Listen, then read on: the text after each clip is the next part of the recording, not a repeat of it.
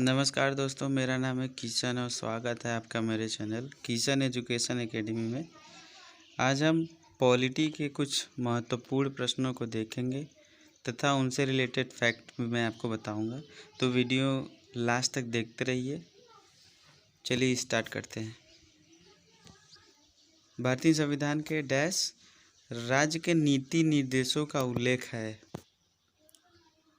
Option पहला है भाग 1, ऑप्शन दूसरा है भाग 6, ऑप्शन तीसरा है भाग 8, ऑप्शन 4 है भाग 4। इस प्रश्न का सही आंसर है चौथा नंबर, भाग 4 में नीति निर्देशक तत्वों का उल्लेख है। नीति निर्देशक तत्व क्या होते हैं मैं आपको बताता हूँ। इसे शॉर्ट में DPSP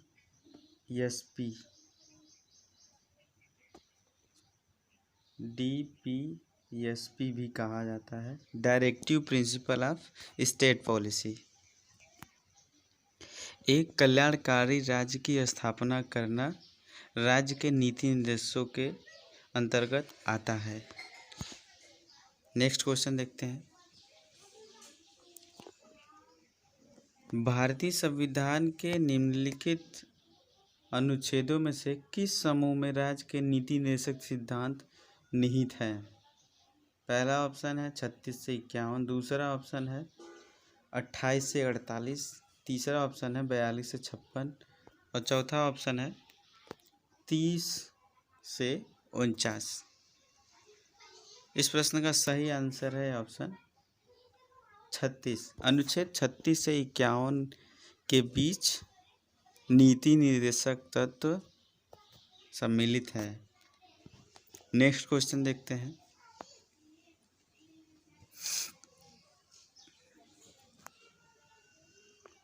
निम्नलिखित में से राज्य के नीति निर्देशक सिद्धांतों DPSP की आलोचना कौन सी है? पहला ऑप्शन है कल्याणकारी राज्य की बात नहीं करता है, दूसरा ऑप्शन है असंगत रूप से व्यवस्थित है, ऑप्शन 3 रूढ़िवादी है, ऑप्शन 4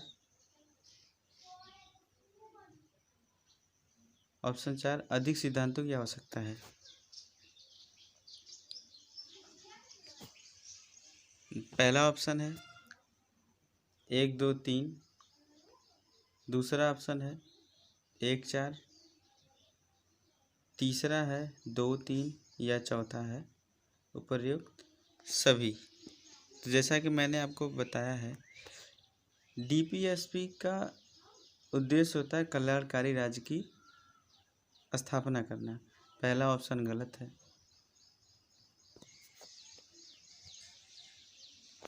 असंगत रूप से व्यवस्थित है, ये बात सही है। रूढ़िवादी है, चौथा ऑप्शन ये अधिक सिद्धांतों की आवश्यकता है, ये सही है। तो इस हिसाब से तीसरा नंबर सही है। नेक्स्ट क्वेश्चन देखते हैं। 1956 के राज्य पुनर्गठन अधिनियम में मूल रूप से कितने केंद्र शासित प्रदेश मौजूद थे? Option A 5, option 2 6, option 3 7, option 4 उपरोक्त में से कोई नहीं। इस प्रश्न का सही आंसर है ऑप्शन 6। 1956 के राज्य पुनर्गठन अधिनियम के अंतर्गत प्रदेश में 6 केंद्र शासित प्रदेश हैं। पहले देश को, जब अंग्रेजों का शासन था तो देश को राज्य के रूप में जाना जाता था। वो कौन कौन से 6 राज्य थे उसको देख लेते हैं। इस अधिनियम के अंतर्गत 6 केंद्र शासित प्रदेशों को बनाया गया और आज़ादी के बाद राज्यों को दी गई पिछली 4 श्रेणियाँ ABC को समाप्त कर दिया गया। 6 केंद्र शासित प्रदेश थे।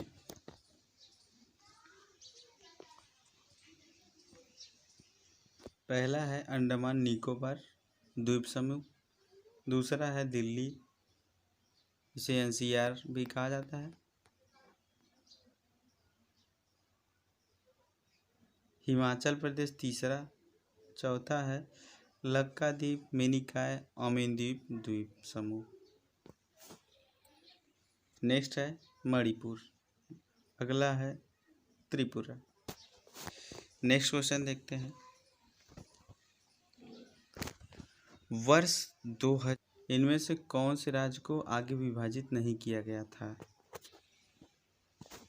Option A Assam, option 2 Madhya Pradesh, तीसरा है बिहार, चौथा है उत्तर प्रदेश। इस प्रश्न का सही आंसर है ऑप्शन 1 असम। असम को 2000 के बाद विभाजित नहीं किया गया था। मध्य प्रदेश से छत्तीसगढ़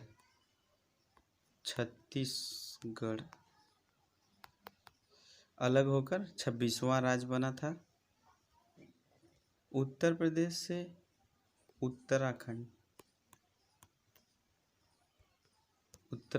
अलग होकर 27वां राज्य बना था।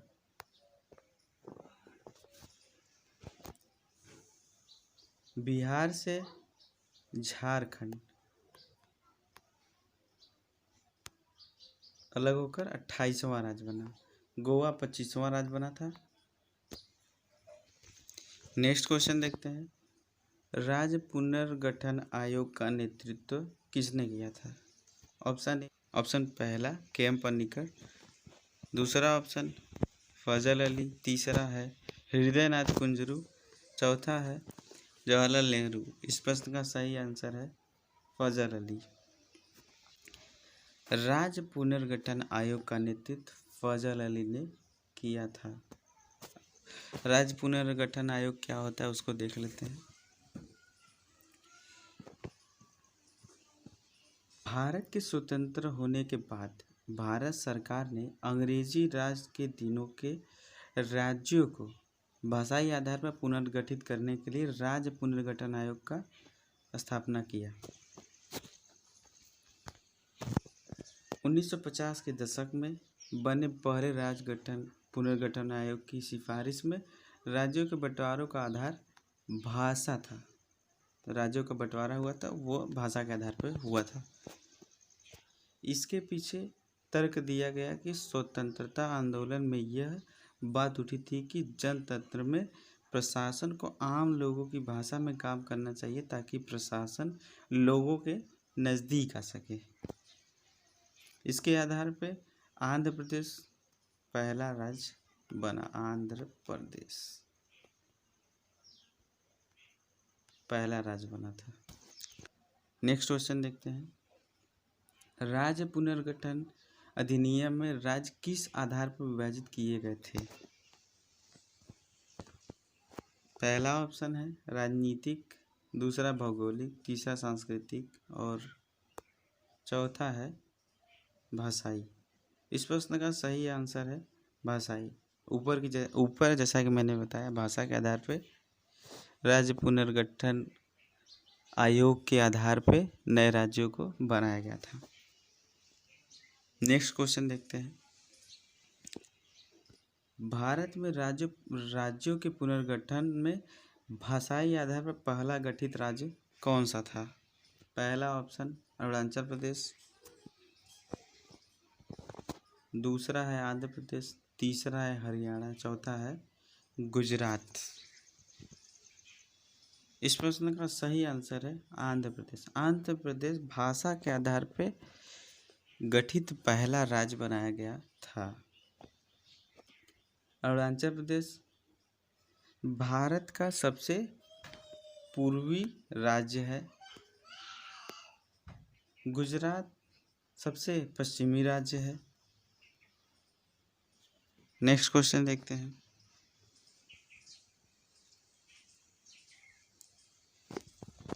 भारत को एक गणराज्य मुख्य रूप से माना जाता है क्योंकि ऑप्शन ए राज्याध्यक्ष का चुनाव होता है, ऑप्शन बी इसे 15 अगस्त 1947 को स्वतंत्रता मिली थी, ऑप्शन सी इसका नाम लिखित संविधान है, डी इसकी उसकी सरकार संसदीय प्रणाली के अनुसार है। इस प्रश्न का सही आंसर है राज्याध्यक्ष। राज्याध्यक्ष का चुनाव होता है, इसलिए भारत को गणराज्य माना जाता है।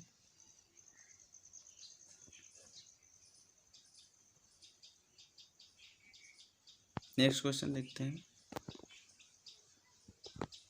संविधान की प्रस्तावना में प्रयुक्त शब्द सेक्युलर का अर्थ सभी नागरिकों को धर्म उपासना की स्वतंत्रता, एकेश्वरवाद, बहुदेववाद, सभी धर्मों को अस्वीकृति। इस प्रश्न का सही आंसर है ऑप्शन 1, सभी नागरिकों को धर्म में उपासना की स्वतंत्रता। नेक्स्ट क्वेश्चन देखते हैं। संविधान सभा द्वारा अंतिम रूप से पारित संविधान में कुल कितने अनुच्छेद तथा अनुसूचियां हैं? ऑप्शन 1 378 अनुच्छेद 7 अनुसूचियां। दूसरा ऑप्शन 390 अनुच्छेद 7 अनुसूचियां। तीसरा ऑप्शन 395 अनुच्छेद 8 अनुसूचियां। चौथा ऑप्शन 398 अनुच्छेद 8 अनुसूचियां। इस प्रश्न का सही आंसर है 395 अनुच्छेद 8 अनुसूचियां, जो कि ऑप्शन सी में दिया गया सही है।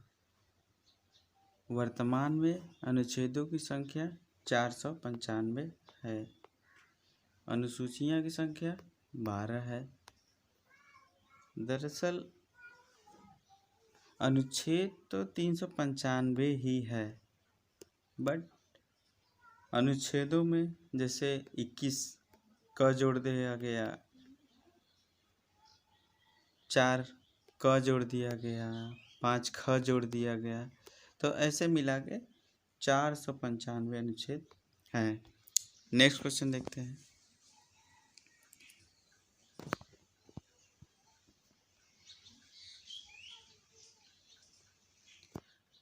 संविधान सभा का स्थायी अध्यक्ष कौन था? पहला महात्मा गांधी, दूसरा जवाहरलाल नेहरू, तीसरा भीमराव अंबेडकर, चौथा है राजेंद्र प्रसाद। तो इस प्रश्न का सही आंसर है ऑप्शन डी, राजेंद्र प्रसाद को अस्थायी अध्यक्ष बनाया गया था संविधान सभा का। अस्थायी अध्यक्ष सच्चिदानंद सिन्हा को बनाया गया था। संविधान सभा की पहली बैठक 9 दिसंबर 1946 में हुआ था। इस दिन यह घोषणा किया गया कि जो सबसे वृद्ध पुरुष है,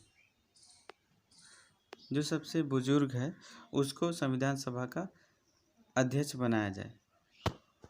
तो उस समय सच्चिदानंद सिन्हा सबसे बुजुर्ग आदमी थे, तो उनको अस्थायी रूप से अध्यक्ष बना दिया गया। बट उसके बाद 11 दिसंबर 2 दिन बाद 1946 को दूसरी बैठक हुई, तब डॉक्टर राजेंद्र प्रसाद को बना दिया गया अस्थायी अध्यक्ष। नेक्स्ट क्वेश्चन देखते हैं।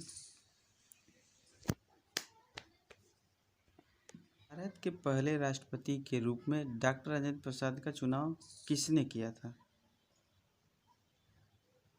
ऑप्शन ए संविधान सभा द्वारा, option B Mahatma Gandhi, option C प्रधानमंत्री द्वारा, ऑप्शन डी इनमें से कोई नहीं। इस प्रश्न का सही आंसर है ऑप्शन ए, संविधान सभा द्वारा डॉक्टर राजेंद्र प्रसाद को पहला राष्ट्रपति घोषित कर दिया गया। नेक्स्ट क्वेश्चन देखते हैं।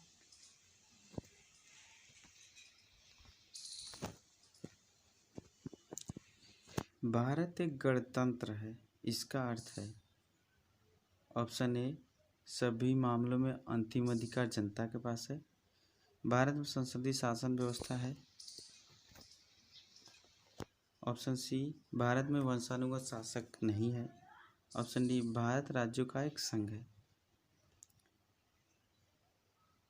इस प्रश्न का सही आंसर है ऑप्शन सी। नेक्स्ट क्वेश्चन देखते हैं।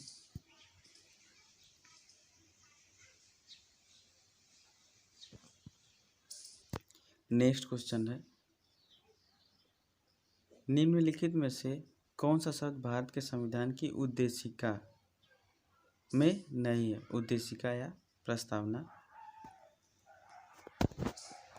पहला समाजवादी, दूसरा पंथनिरपेक्ष, तीसरा प्रभुत्व संपन्न, ऑप्शन डी लोक कल्याण। इस प्रश्न का सही आंसर है ऑप्शन डी लोक कल्याण। भारतीय संविधान में उद्देशिका में सम्मिलित नहीं है। नेक्स्ट क्वेश्चन देखते हैं। इस प्रश्न को मैं आपको होमवर्क के लिए देता हूँ, इसका अब आप जवाब हमें कमेंट में लिख के बता सकते हैं। नेक्स्ट क्वेश्चन देखते हैं।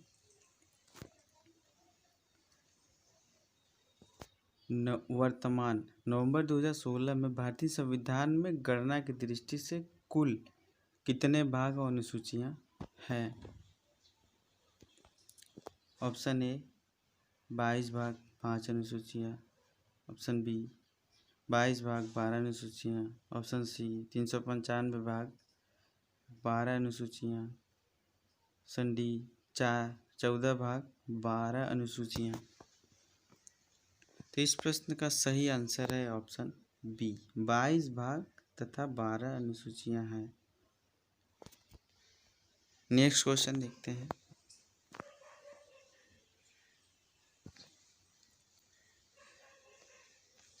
संविधान सभा के निम्नलिखित समितियों में जवाहरलाल नेहरू ने किस समिति की दिशा की थी? पहला ऑप्शन समिति, दूसरा संघ समिति, तीसरा ऑप्शन मौलिक अधिकार एवं अल्पसंख्यक समिति, चौथा ऑप्शन है प्रांतीय संविधान समिति। तो इस प्रश्न का सही आंसर है ऑप्शन बी संघ समिति। जवाहरलाल नेहरू ने और भी अन्य समितियों की अध्यक्षता की थी, उनको भी देख लेते हैं। जवाहरलाल नेहरू की अध्यक्षता वाली संविधान सभा की समितियां केंद्रीय अधिकार समिति, राज्य समिति, संघ संविधान समिति थी। संचालन समिति की अध्यक्षता डॉक्टर राजेंद्र प्रसाद ने की थी।